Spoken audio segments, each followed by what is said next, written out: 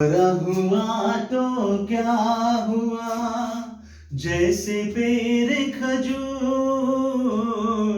पंछी को छाया नहीं, फल गई अति दूर कबीरा, फल गई अति दूर। जी हाँ, आप देखिए ये नरेशन जो है चाहे कितना भी बड़ा रहे,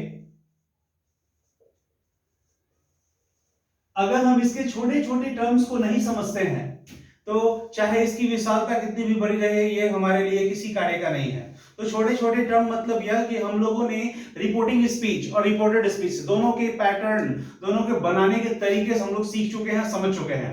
तो अब आवश्यकता बनती है कि रिपोर्टेड स्पीच के अंदर विभिन्न प्रकार के वाक्य हमारे पास आएंगे, तो उन वाक्यों की समझ पहले हमारे पास होनी चाहिए। तो इसलिए उनमें से एक वाक्य आज है जिसे हम आपके सामने प्रस्तुत करेंगे, और वह वाक्य है नॉन फाइनाइट का पार्ट, जिसको हम जिरंड पार्टिसिपल, और तीसरा पार्ट है इंफिनिटिव। इंफिनिटिव हम बोलते हैं, और आज मैं इंफिनिटिव ही आपको बताऊंगा। जी हाँ, मैं तीनों की चर्चा इसलिए किया क्योंकि जैसे ही हम फाइनाइट और नॉन फाइनाइट वर्ब पढ़ते हैं तो हमारे पास नॉन फाइनाइट में जिरंड, पार्टिसिपल और इंफिनिटिव पढ़ने के लिए आता है। अब देखिए इंफिनिटिव में किस प्रकार से हम क्या सीखेंगे। इंफिनिटिव में नरेशन के अंदर जब रिपोर्टेड स्पीच के अंदर हमें किसी भी सेंटेंस की जानकारी लेनी है कि कैसे उसको चेंज करेंगे, तो आज हम रिपोर्टेड स्पीच जो इन्वर्टेड कॉमास के अंदर आता है, इधर हम देखेंगे इंफिनिटिव को देखेंगे। अब इंफिनिटिव को देखेंगे तो infinitive with verb to have देखेंगे हम लोग। टू हैव के साथ इंफिनिटिव देखेंगे विथ वर्ब टू हैव।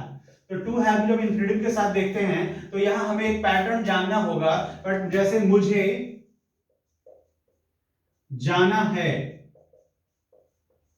मुझे जाना होता है,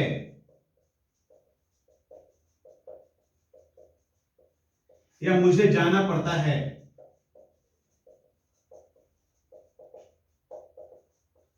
इन तीनों वाक्यों को बनाने के लिए हम लोग लिखते हैं आई हैव टू गो।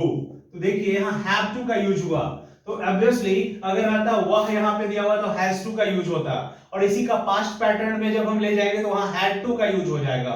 यानी मुझे जाना था, मुझे जाना होता था, मुझे जाना पड़ता था, तो वहां पे हो जाएगा आई हैड टू गो। तो इस पैटर्न में अगर इस प्रकार का सेंटेंसेस रहता है, इसके अंदर अगर आई हैव टू गो है, तब तो आराम से इसको जब हम इनडायरेक्ट स्पीच में बनाएंगे तो ये कैसे चेंज होगा, ये तो रिपोर्टिंग वर्ब का सब्जेक्ट डिसाइड करेगा ये सब्जेक्ट कैसे चेंज होगा।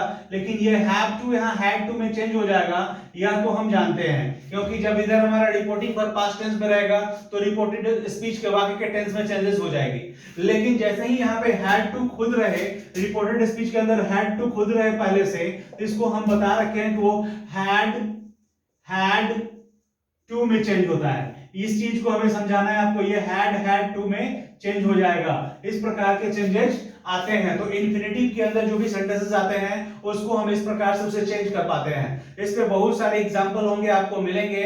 जैसे कि मैं अगर एग्जांपल दे दिया, he said to me I had to go, inverted commas close कर दिए।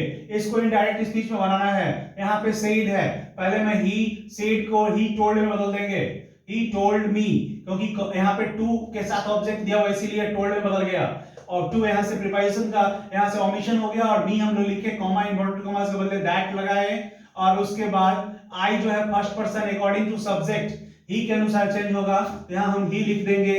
और यहां चूंकि हैड टू दिया हुआ और इंफिनिटिव का पार्ट है ये, तो हैड टू गो लिखेंगे, और यह सेंटेंस हमारा तैयार हो गया।